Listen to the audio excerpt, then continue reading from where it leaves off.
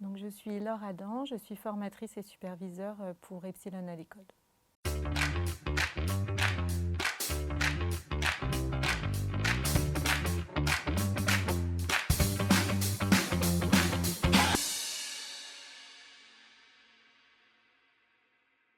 Avant de travailler pour Epsilon, j'étais enseignante, puis enseignante spécialisée et professeure ressource TSA pour les élèves porteurs du trouble du spectre de l'autisme.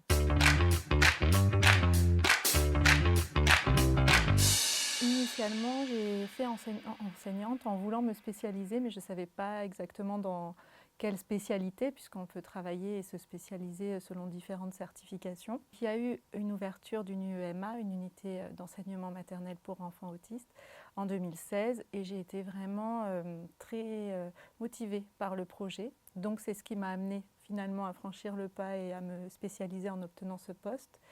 Du coup, j'ai pu bénéficier d'une formation d'1 an pour me spécialiser, mais il me manquait encore du contenu concret pour aider mes élèves.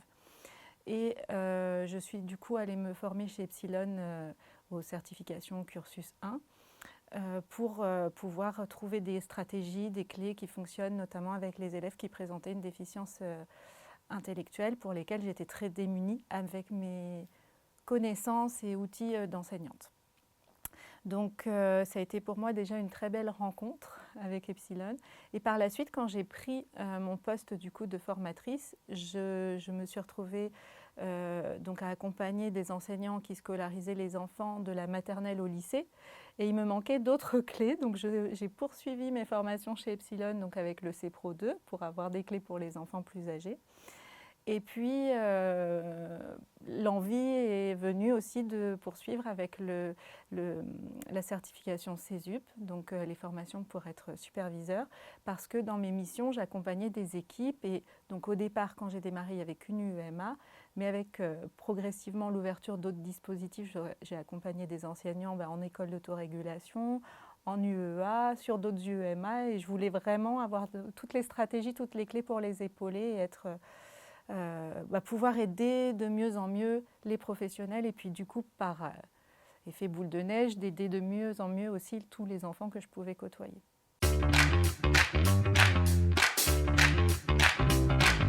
Alors là c'est venu aussi en lien avec ma vie personnelle. J'ai donc un enfant qui est, alors on n'utilise plus ce terme aujourd'hui, mais qui avait été diagnostiqué à l'époque Asperger. Et au départ, j'avais aussi fait des formations pour aider mon fils. Et je me suis rendu compte de toutes les difficultés que pouvait rencontrer un enfant qui avait un trouble du neurodéveloppement. J'ai rejoint des associations de parents, donc j'ai aussi côtoyé beaucoup de familles et du coup constaté bien d'autres difficultés.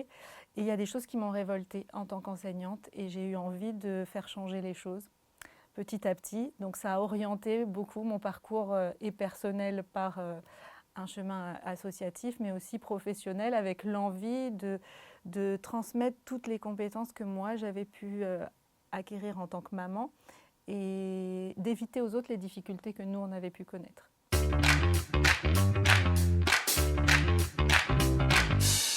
Donc aujourd'hui, je supervise des UEMA, des écoles d'autorégulation et des UEA avec Epsilon à l'école.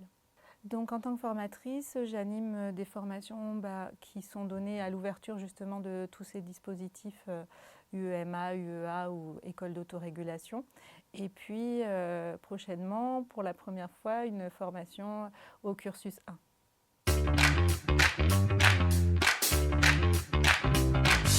Alors, Epsilon, ça a vraiment été le réseau coup de cœur, vraiment un gros coup de cœur. Au départ, le parcours de Lydie m'a vraiment inspirée en tant que maman, puisqu'elle m'a donné de l'espoir dans les vidéos que j'ai pu voir du parcours qu'elle avait eu pour aider son fils. On va dire que c'est ce qui m'a mis en action dans un premier temps en tant que parent.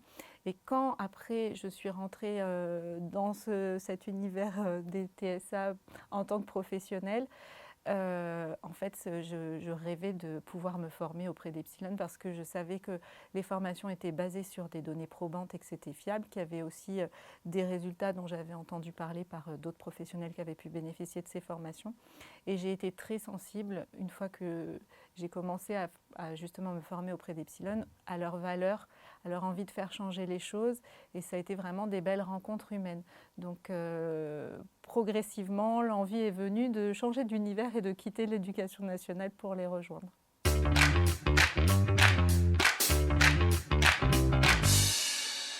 J'espère que les connaissances et les pratiques qui sont basées sur des données probantes et qui fonctionnent, que moi j'ai eu l'occasion d'expérimenter et de voir des effets, vont pouvoir se diffuser pour bénéficier à beaucoup d'enfants.